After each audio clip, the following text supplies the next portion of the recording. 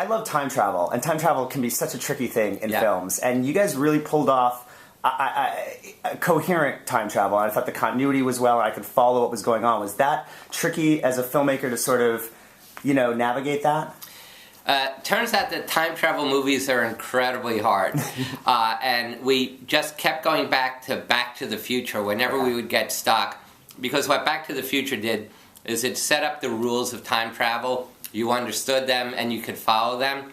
And for us, every time we thought we had nailed it, one of us would go to sleep. The writer or Will Smith or I would wake up at 3 in the morning and go, wait a minute, if we kill that guy, then that guy, or if she doesn't know, then how come? So it was a constant battle between telling a good story, knowing what rules you could break and get away with, what things would be a problem because the audience would immediately pick up on that it was false, and what problems 2 days later some would worry about, and that was okay. Right. Hitchcock calls that refrigerator logic. If it works in the theater, but you can't sleep at night and you go to your refrigerator at 2 in the morning for a piece of fried chicken, and then you go, but wait, that's okay. As long as while you were watching the movie, and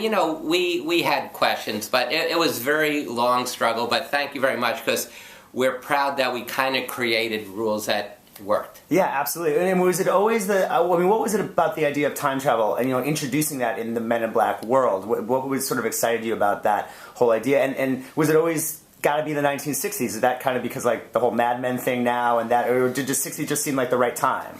Here's what happened. We were working on Men in Black 2, and one night we were somewhere outside of LA, and it was cold and damp and late. It was like 4 in the morning. We were shooting something. And Will Smith came up to me and he said, Baz, he calls me Baz, Baz, I got an idea for Men in Black 3. Here's what it should be. That in the opening of Men in Black 3, something's happened, and Men in Black headquarters is destroyed, everyone's dead, I can't find Agent K, Tommy Lee Jones, and I realized that an alien time traveled, went back to the past, did something to K, I've got to travel back in the past, save K, and in doing so, and in being back in the past, the audience and I discover stuff about Men in Black that we never knew. And I said, can we just finish this one? So with that idea sort of in the sort of ether, the studio, because I move on and do other stuff, the studio eventually said, let's relaunch Men in Black, but we want it to be new, fresh, and how can we make it new and fresh, keep the old, but add new? And time travel was that answer. It allowed us to both remind the audiences about Men in Black, Will and Tommy's relationship, but then going back to the past, it lets us create new characters and reinvigorate the franchise. And the reason we went to 69 is because of all the years you could go to in recent history. The great thing about 69 is it's when mankind for the first time left Earth and landed on another planetary body, which was the moon. So it seemed like a perfect era to go to.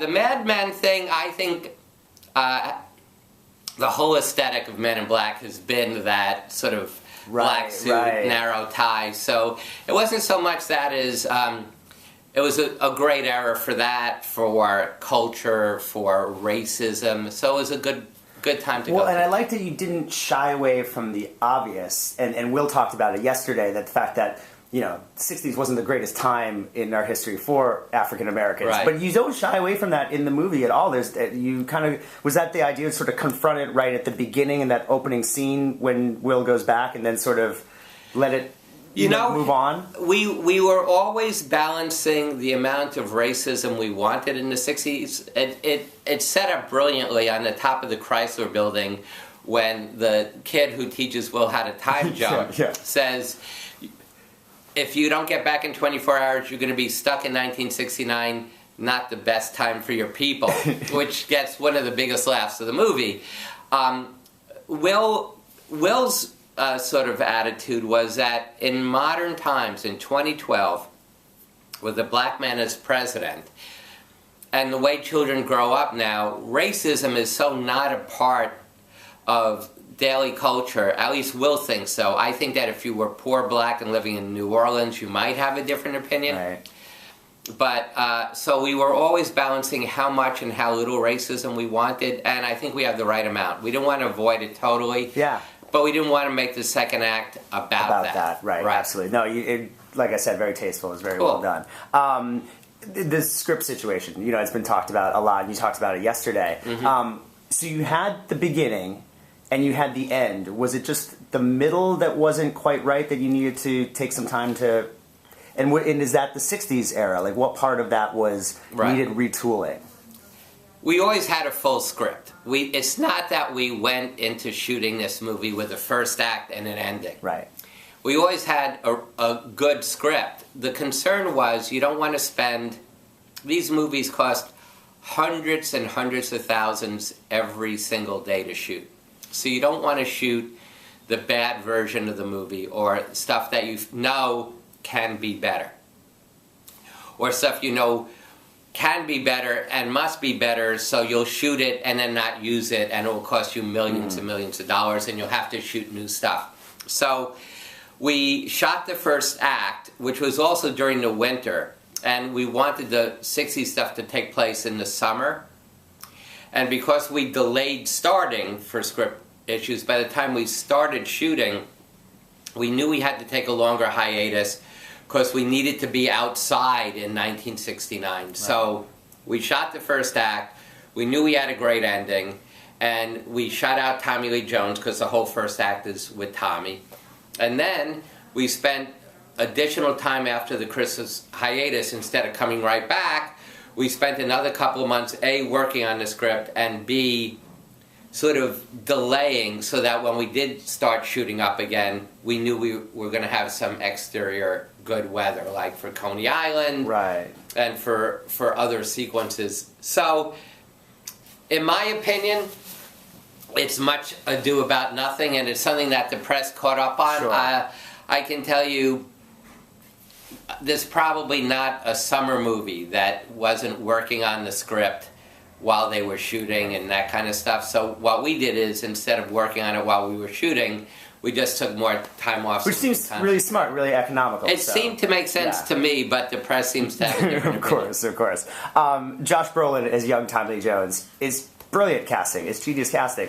And you had said yesterday, I asked you, that you never considered sort of doing the Jeff Bridges Tron thing and using Tommy as the younger self. So tell me a little bit about casting Josh, and what was it that you really thought spoke as a young K?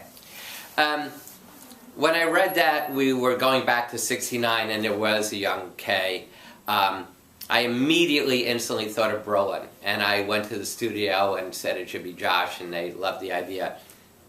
First of all, I loved him in W. I thought he was fantastic in that movie. And what was great about it is, instead of doing an impersonation, he sort of did an interpretation. Right. Then I had run into Josh at several award events because I know the Coens pretty well and shot some of their movies. So I ran into Josh and we had good times together. And he actually did a funny Tommy Lee Jones impersonation one night, but that's not why I had hired him, because this was years before the Men in Black 3 thing. And then finally, both Josh Brolin and Tommy Lee Jones have physically huge heads. And if you look at Tommy Lee Jones's photos from like Harvard football or something, he looks very much like Josh does now. So the first time I met Josh in person, after I had read the script and he agreed to meet, I looked at him and I said, I cannot wait to see your head in 3D. And what's funny is, I was at the screening last night for a little while, and I watched the scene where we introduced Josh at Men in Black headquarters, and it was the first stuff we shot with Josh.